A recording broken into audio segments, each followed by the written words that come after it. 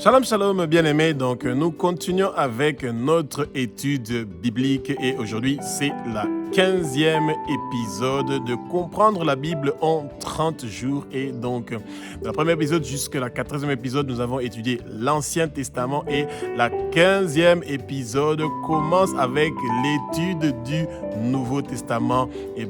Nous sommes sous la grâce. Ça veut dire que nous ne sommes plus sous la loi qu'il y avait dans l'Ancien Testament. Nous sommes sous la grâce.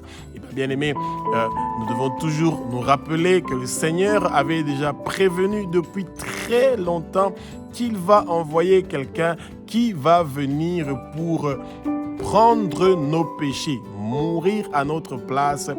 Ce nom, c'est le roi des rois, le Seigneur des seigneurs.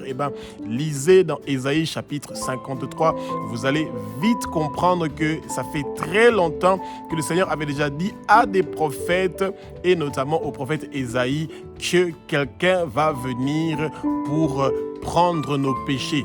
Lui qui a commis aucun péché, mais il a accepté de devenir péché pour que nous puissions recevoir la délivrance, la guérison. Il a accepté de devenir une maladie pour que nous puissions recevoir la guérison. Il a accepté d'être puni à cause de nous qui sommes des pécheurs pour que nous puissions être sauvés et que nos péchés soient pardonnés. Et donc, aujourd'hui, nous allons donc commencer avec l'étude du Nouveau Testament. Et pour bien comprendre le Nouveau Testament, il faut comprendre la géographie du Nouveau Testament. Il faut comprendre la structure du Nouveau Testament. Et c'est à partir de là que vous allez comprendre que propager l'évangile, pour que l'évangile puisse partir partout dans le monde entier, c'est pas un petit travail, c'est un travail où le Seigneur veut nous utiliser comme ses instruments, comme ses ambassadeurs, pour que nous puissions partir partout dans le monde entier pour aller faire son travail. Que le Saint-Esprit prend le contrôle de ma bouche pour que ce que je veux dire, que ce ne soit pas des paroles qui viennent de moi, mais que ce soit des paroles qui sont inspirées par le Saint-Esprit et que les écailles tombent, que nos yeux s'ouvrent et nous allons connaître la vérité et la vérité va nous affranchir. Que le vent impétueux du Saint-Esprit, lui qui est l'enseignant par excellence, puisse commencer à remplir le lieu où vous êtes et que vous commencez à recevoir déjà la connaissance. Et je sais, bien-aimés, que le lieu où vous êtes, la région où vous êtes est en train d'être lavé, nettoyé par le sang de Jésus. Et nous savons que les guérisons, les miracles, toutes les prodiges que le Seigneur a promis dans sa parole sont en train de se faire maintenant dans le lieu où vous êtes, bien-aimés. Rappelez-vous que le Seigneur vous fait la grâce d'être en vie parce qu'il veut que votre nom soit inscrit dans le livre de vie de l'agneau. C'est pour ça, vous n'allez pas mourir, vous allez vivre et déclarer les œuvres de l'Éternel des armées. Toute personne qui veut boire votre sang ou manger votre chair, ils ne vont pas réussir et prospérer, bien-aimés. Tout accident qui a été prévu par le monde de ténèbres contre vous ne va pas réussir et prospérer. Toute arme qui est forgée contre vous ne va pas réussir et prospérer. Tout empoisonnement de votre boisson et de votre nourriture qui a été prévu par le monde de ténèbres pour vous tuer, pour mettre fin à votre vie, à votre mission, cela ne va pas réussir et prospérer. Toute maladie et toute infirmité que le monde de ténèbres avait préparé pour mettre fin à votre vie, cela ne va pas réussir et prospérer. Toute personne qui veut voir votre sang couler, il va voir comment le Seigneur est en train de vous élever en dignité. Bien-aimés, recevez le baptême du feu du Saint-Esprit, recevez le baptême du feu du Saint-Esprit, recevez la puissance du Saint-Esprit et que tous vos ennemis deviennent le marchepied de vos pieds et vous êtes en train de recevoir la guérison, les miracles de toute maladie qui vous empêche parce que Jésus, celui qui est le Fils de Dieu, Jésus, celui qui est Dieu, Jésus, celui qui a versé son sang sur la croix de Golgotha, il a donné sa vie pour que nous puissions recevoir la guérison, le changement, la transformation, la percée dans notre vie. Et bien aimé, profitez de cette occasion-là. Et plus vous allez avoir la connaissance de la parole du Seigneur, vous allez grandir spirituellement et vous allez avoir une puissance merveilleuse. Et le Saint-Esprit, avec son feu dévorant, va continuer à vous faire exploser pour que vous ayez un feu qui est en train de parler à travers vous. Et quand vous allez ouvrir votre bouche pour parler, eh bien ce feu-là va faire des prodiges, des miracles. Et le nom du Seigneur sera glorifié à travers votre bouche. Et le nom du Seigneur sera connu à travers votre bouche. Ouvrez votre bouche, parlez, proclamez, prophétisez. Faites des merveilles, des miracles. Le Seigneur attend cela de vous. Donc, nous commençons avec la géographie du Nouveau Testament. Eh bien, quand vous entendez parler de Jéricho à Jérusalem, de Jérusalem à Canaan, de Canaan à Capernaum, de Capernaum à Galilée, eh bien, chaque fois, le peuple de Dieu n'a aucune idée de ces distances-là. Essayez de faire des petites recherches sur Google, eh bien, de voir les distances entre Jéricho et Jérusalem, entre Jérusalem et Canaan, entre Galilée et Capernaum. Et vous allez réaliser qu'à cette époque-là, aujourd'hui, il y a des avions, aujourd'hui, il y a des bateaux. Et bien, à cette époque-là, il n'y avait pas tout ça. Les gens faisaient des déplacements avec des ânes, avec des chevaux. Et ça, c'était vraiment lourd. C'était du lourd. Et ça veut dire que beaucoup de distances étaient faites à pied. De nos jours, nous n'avons pas grand-chose à faire pour arriver quelque part. Et même, nous avons même des téléphones où on peut vous suivre à partir de chez vous à la maison et que vous pouvez rester tranquille dans votre coin. Mais Jésus, le roi des rois, le Seigneur des seigneurs et tous ses apôtres, tous ses disciples n'ont pas eu cette facilité-là des technologies de pouvoir s'exprimer directement avec les gens qu'ils veulent. Ils devaient partir vraiment dans ces endroits-là. Et c'est comme ça que vous voyez que jusqu'à nos jours, eh ben, c'est vrai que nous avons les facilités de pouvoir faire des choses à distance, mais des fois, c'est bien de se déplacer personnellement pour que la lumière que le Seigneur nous a donnée, que cette lumière-là commence à briller dans les lieux où nous sommes en train de partir et que la gloire du Seigneur se manifeste et que nous puissions voir la gloire de Dieu dans tous les endroits où nous sommes en train de partir, bien aimés. Et donc, c'est important que quand nous sommes des disciples du Seigneur, de comprendre la géographie du Nouveau Testament. Eh bien, c'est pas très compliqué. C'est juste, vous devez prendre le temps d'essayer de regarder, ok, Jérusalem est où? Au nord. Eh bien, l'Égypte se trouve où? Eh bien, dans le sud. Eh bien, qui sont les pays voisins d'Israël? Eh bien, au nord, vous avez donc... Vous avez le Liban, vous avez la Syrie, vous avez la Jordanie, vous avez l'Égypte dans le sud, et vous avez la mer Rouge de l'autre côté. Vous devez à peu près connaître la géographie du Nouveau Testament pour pouvoir vous donc être dedans que vous êtes en train de lire. Vous allez plus réaliser l'effort physique qui était produit par Jésus, par les disciples, par les apôtres, pour que l'évangile puisse être propagé partout dans le monde entier. Et le Seigneur attend ça aussi de nous, de donner notre énergie physique pour que sa parole puisse partir dans tous les recoins du monde entier. Nous ne devons pas avoir de limites, nous ne devons pas avoir des obstacles, nous ne devons pas avoir des barrières qui nous empêchent de pouvoir partir partout dans le monde entier pour parler du nom du Père, pour parler du nom de Jésus, pour parler de l'évangile de Jésus. Et bien aimés, lisons la parole, surtout pour nous les chrétiens qui sont appelés à partir pour évangéliser le monde entier. Et bien, Matthieu, Marc, Luc et Jean, mémorisez l'évangile pour que quand vous allez être devant le peuple de Dieu, que le Saint-Esprit mette les bonnes paroles dans votre bouche et que vous sachiez comment vous allez faire pour parler de la grandeur et des miracles, des prodiges de ce que notre Maître Jésus-Christ de Nazareth a fait dans le monde entier. Le Nouveau Testament nous parle des évangiles. Donc, vous avez le livre de Matthieu, de Marc, de Luc et de Jean. Et bien, les évangiles sont en train de parler de la naissance de Jésus à Bethléem, qui est une ville près de Jérusalem.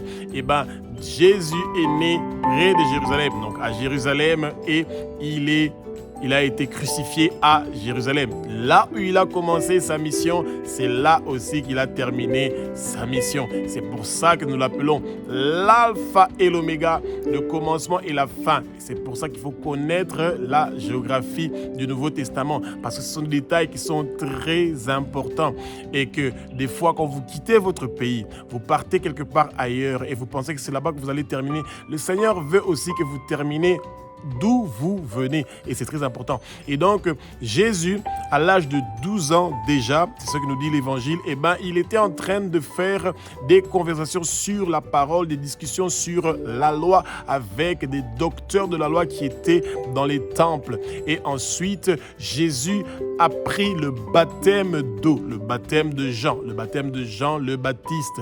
Et après cela, Jésus a reçu le Saint-Esprit. Et c'est important pour le peuple de Dieu de comprendre que Jésus n'a pas fait de distinction pour lui et il ne fait pas de distinction aussi pour nous. Jean le Baptiste a d'abord apporté la repentance. Ça veut dire que le peuple de Dieu doit d'abord apprendre à se repentir, abandonner le péché, arrêter le péché, montrer les fruits que nous sommes en train de mener une nouvelle vie. Que les fruits du Saint-Esprit, que le 9 fruits du Saint-Esprit commencent à se manifester, à être vus, à être sentis dans notre vie. Et c'est ça que le Seigneur veut. Et nous recevons le Saint-Esprit. Ce Saint-Esprit-là qui est descendu sur Jésus comme une colombe dans le Jourdain, que le baptême du feu du Saint-Esprit vienne sur nous maintenant, immédiatement, au nom puissant de Jésus-Christ de Nazareth, bien-aimé. Et regardez qu'est-ce qui s'est passé. Quand le Seigneur a reçu le Saint-Esprit, il a été transporté dans le désert où il a fait 40 jours sans manger et sans boire. Et il a été tenté par le Satan et il a vaincu le Satan par la parole, par ce qui est écrit dans la parole, en utilisant la voix du Père. Ce qui est écrit dans la Bible est la voix du Père, la voix de Abba, notre Père qui est aux cieux, notre Dieu, notre Roi. Et à l'âge de 30 ans, Jésus a commencé son ministère. Mais il a commencé son ministère d'abord en étudiant la parole, parce qu'il a connu la parole. Vous avez entendu comment il a discuté avec les docteurs de la loi. Jean le Baptiste a fait la préparation pour son chemin en demandant aux gens de se repentir de leurs péchés. Il a eu le baptême de l'eau. Si vous vivez quelque part où il y a de l'eau, vous pouvez donc partir dans une église où on va vous baptiser avec de l'eau et que vous allez demander que le Seigneur vous baptise du baptême du feu du Saint-Esprit et votre ministère commence. Et le Seigneur a recruté 12 apôtres. Ces apôtres-là n'étaient pas des universitaires. Ces apôtres-là n'étaient pas de docteurs de théologie. Ces apôtres-là étaient des pécheurs, des gens qui sont simples. C'est ça. Bien-aimés, la haute classe de nos jours pense qu'ils sont capables de tout. Ces gens-là n'ont plus besoin de Christ, mais nous devons intercéder pour eux. Le Seigneur ne veut pas que nous perdons qui que ce soit. Le Seigneur veut que nous gagnions tout le monde à Jésus. Et c'est ça, le ministère de Jésus a commencé à l'âge de 30 ans et son ministère n'a fait que 3 ans. Et ensuite, Dieu a trouvé sage que Jésus laisse la place au Saint-Esprit, que le Saint-Esprit continue à être avec nous. Jésus, tant qu'il était sur terre, en tant qu'homme, il pouvait seulement être avec les Juifs. Mais comme il est parti, Jésus a laissé la place au Saint-Esprit. Le Saint-Esprit, celui qui fait que Dieu est omniprésent, omnipotent, omniscient, le monde entier, partout où on reconnaît que Jésus est le Fils de Dieu, qu'il est Dieu et que Jésus a versé son sang pour lui, Dieu est avec vous. Jésus est avec vous. Il est présent avec vous. Et ça, c'est une qualité que Dieu a gardée pour lui-même. Il est Shama, il est omniprésent, omnipotent, omniscient. Il est saint, saint, saint, l'Éternel des armées, et toute la terre est remplie de sa gloire. Et ça, il n'y a aucun autre Dieu sur terre qui peut dire qu'il est omniprésent, omnipotent. Ce sont des dieux qui ne peuvent même pas faire du bien, qui ne peuvent pas faire du mal et qui ne peuvent même pas parler et qui ne peuvent même pas marcher. Quand vous mettez une statue de Baal ou de Astarté, ces statues-là ne peuvent pas parler et ne peuvent pas marcher. Et c'est pour ça que le Seigneur nous parle qu'il est le Dieu qui est vivant pour les siècles des siècles et d'âge en âge. Et Jésus, quand il a commencé son ministère, il a commencé à montrer les choses que le Père lui a montrées. Et bien, les choses que le Père lui a montrées, c'est les miracles qu'il était en train de faire. Il a guéri les malades, les boiteux ont marché, les sourds ont entendu, les muets ont parlé, les aveugles ont vu, les morts sont ressuscités. C'est ça le Jésus. Il est le même hier, aujourd'hui et éternellement. Et c'est le Dieu que nous sommes en train de suivre. Et le Nouveau Testament nous parle dans les évangiles de tous ces prodiges et de ces merveilles que Jésus de Nazareth a fait pour que nous puissions croire au Père, que nous puissions croire que le Père nous aime d'un amour qui est saint et que le Père veut que nous venons dans son royaume. Le Nouveau Testament nous montre comment l'Église a commencé, la formation de l'Église qui a commencé à Antioche. Eh bien, bien-aimés, c'est très important pour le peuple de Dieu de comprendre que lorsque Jésus a été crucifié sur la croix, il avait dit à ses apôtres de rester à Jérusalem. Ça veut dire que l'Église a commencé encore une fois à Jérusalem, où le Seigneur était né. Eh bien, c'est à cet endroit où l'Église a commencé, bien-aimés. Et c'est très important de comprendre la géographie. Et le Seigneur les avait dit de ne pas encore partir jusqu'à ce qu'ils vont recevoir qui? Le Saint-Esprit. Et c'est pour ça que, bien-aimés, avant que nous commençons avec nos ministères, nous devons d'abord recevoir l'Esprit de Dieu, le Saint-Esprit, que le feu du Saint-Esprit commence à descendre sur nous et que nous ne soyons pas en train de roucouler comme des pigeons, mais que nous soyons en train de hurler, de crier comme des lions. Regardez comment nos jeunes sont perdus dans la pornographie, dans la masturbation, dans toutes sortes d'addictions de cigarettes, d'alcool. Et nos jeunes ne veulent plus partir dans les églises, ils ne veulent plus lire la Bible. Les téléphones sont devenus leurs idoles. Et pourquoi vous devez roucouler comme des pigeons? Vous devez crier comme des lions, de dire « Abba, toi le Dieu d'Élie, qu'est-ce que tu attends pour brûler tous ces téléphones-là? Qu'est-ce que tu attends pour brûler tous ces péchés qui empêchent ton peuple de pouvoir venir vers toi? » Bien-aimés, ouvrons nos bouches et parlons et demandons que le Seigneur puisse faire ces miracles-là. Bien-aimés, dans le Nouveau Testament,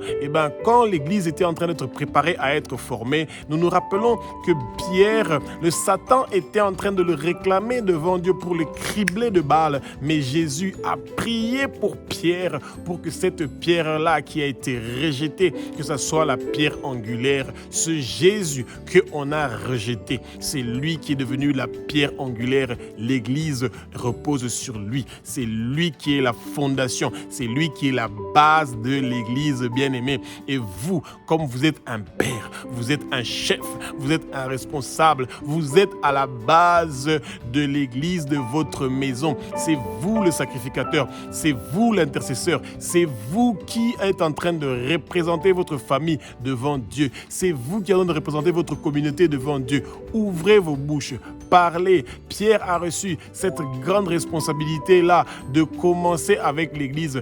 Dans les 120 personnes qui ont commencé l'Église, il y avait les hommes et les femmes, bien-aimés. Que nos sœurs ne soient pas discriminées, qu'elles ne soient pas mises de côté et que l'on ne pense pas que nos sœurs n'ont pas le droit de contribuer à l'agrandissement, à l'avancement du royaume de Jésus. Nous sommes tous appelés à évangéliser. Nous sommes tous appelés à prophétiser. Nous sommes tous appelés à parler en langue. Nous sommes tous appelés à faire des guérisons. Nous sommes tous appelés à intercéder, à être forts, des guerriers et des guerrières de la prière. Bien-aimés, l'unité doit venir. L'unité du Père, du Saint-Esprit et de Jésus qui font un doit descendre sur nous. Que l'amour sans condition vienne dans nos assemblées, dans nos églises. Que les chrétiens arrêtent de se battre. Que la division s'arrête. Les persécutions que l'Église primitive avait compris, ces persécutions sont en train de revenir de nos jours. Et le Seigneur veut que nous puissions prier, que nous puissions intercéder, que nous puissions avoir de l'intérêt dans les affaires du Seigneur. Et c'est comme ça que dans le Nouveau Testament, quand vous commencez avec l'Acte des Apôtres jusqu'à avancer, vous allez plus avoir des informations sur comment l'Église a commencé, les difficultés que l'Église primitive a connues. Et le Seigneur veut vous utiliser de ne pas avoir la crainte. Le Seigneur ne nous a pas créés avec un esprit de peur et un esprit de crainte. Eh bien, nous sommes forts et nous avons la victoire. Jésus a gagné pour nous sur la croix de Golgotha. Et c'est pour ça que nous avons la victoire. Et partout, nous allons partir pour aller parler de l'évangile du Seigneur. Eh bien, le Seigneur nous donne la victoire, il nous donne la réussite et nous allons être utiles. L'échec ne sera pas notre témoignage au nom puissant de Jésus-Christ de Nazareth. Dans le Nouveau Testament, après que l'Église soit formée, donc avec les apôtres qui ont donc formé de l'Église, et c'est ça que vous lisez dans l'acte des apôtres, eh bien, vous avez un grand changement qui va commencer. Parce que le Seigneur ne veut pas que sa parole et le nom du Père restent seulement à Jérusalem. Il veut que le Saint-Esprit puisse utiliser nous les êtres humains pour que l'évangile puisse partir partout dans le monde entier. Et c'est là que Saoul de Tarse, celui qui était en train de persécuter le peuple de Dieu, il a été rendu aveugle et Ananias a posé ses mains sur lui et que les écailles sont tombées et que ses yeux sont ouverts. Il a eu la lumière, il a senti, il a prié que le Père soit avec lui, bien-aimé.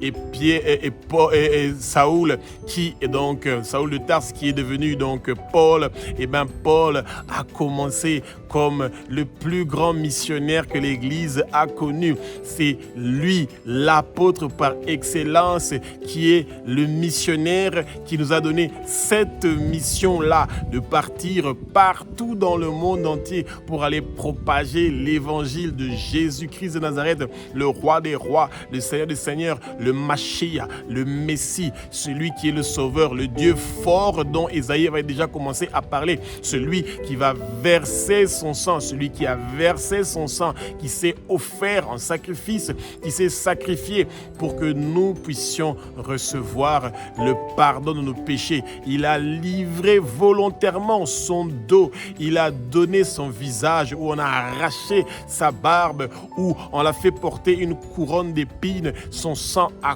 coulé pour que vous et moi, nous puissions être sauvés, pour que ce sang précieux de Jésus puisse laver nos familles, puisse laver nos quartiers, puisse laver les villes où nous sommes, puisse laver nos pays et que la vérité vienne et que nous soyons affranchis, bien-aimés. Et c'est ça. Et aujourd'hui, le Seigneur veut que nous soyons des missionnaires, ces ambassadeurs, que nous partons partout dans le monde entier pour qu'un changement, pour qu'une transformation se fait. Bien-aimés, le Jésus est en train de revenir. Le Nouveau Testament nous parle aussi la venue de Jésus, la fin du monde, comment Jésus est en train de revenir pour récupérer son peuple. Et le Seigneur nous parle que nous sommes ses serviteurs éternellement. Il est notre Père, il est notre Dieu et nous sommes avec lui.